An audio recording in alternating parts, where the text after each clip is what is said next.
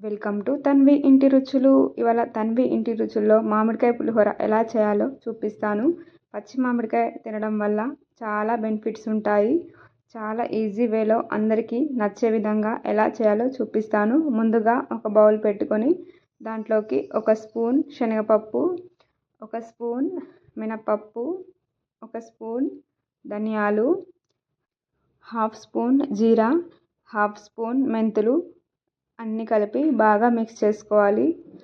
బాగా వేగినాక పక్కన పెట్టుకొని ఆ తర్వాత మళ్ళీ గిన్నె తీసుకొని దాంట్లోకి 3 టేబుల్ స్పూన్ల ఆయిల్ పోసుకొని ఆ తర్వాత కాస్త శనగపప్పు, జీలకర్ర, పల్లీలు వేసి బాగా మిక్స్ చేసుకోవాలి.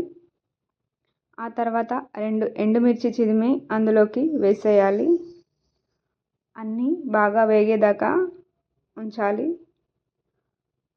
ఆ తర్వాత తరిగిన పచ్చిమిర్చి కూడా యాడ్ చేయాలి. ఆ తర్వాత తరిగిన ఉల్లిపాయలు కూడా వేసుకోవాలి. అన్నీ బాగా వేగనివ్వాలి. పల్లీలు బాగా వేగితేనే టేస్ట్ బాగుంటాయి.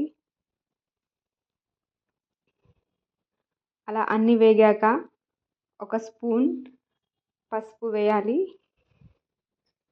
బాగా మిక్స్ చేయాలి. ఆ తర్వాత 2 మామిడికాయలు తీసుకొని తురుముకోవాలి. పుల్లటి మామిడికాయ అయితే 1 తీసుకోండి. తీయటి మామిడికాయలు అయితే 2 తీసుకొని మిక్స్ చేసుకోండి.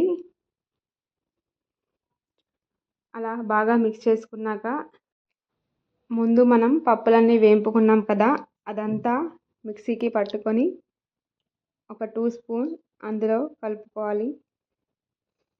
ఆ తర్వాత బాగా మిక్స్ చేయాలి. పులిహోరలో మెయిన్ ఇంగ్రీడియంట్ ఇదే. దీనివల్ల పులిహోర చాలా బాగుంటుంది.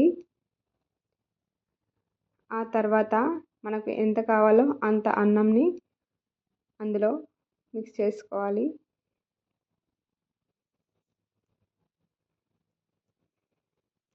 బాగా మిక్స్ చేసుకోవాలి. ఆ తర్వాత రుచికి సరిపడినంత ఉప్పు వేసుకొని ఇలా సర్వ్ చేసుకోవడమే. చాలా తేలిక. పిల్లలు పచ్చి మామిడికాయను డైరెక్ట్గా తినలేరు కదా, అలాంటప్పుడు ఇలా పులిహోర చేసి పెట్టండి. చాలా ఇష్టంగా తింటారు. హెల్త్ బెనిఫిట్స్ కూడా చాలా అందుతాయి పిల్లలకి. ఓకే, నా వీడియో మీకు నచ్చినట్లయితే లైక్, షేర్ అండ్ సబ్స్క్రైబ్.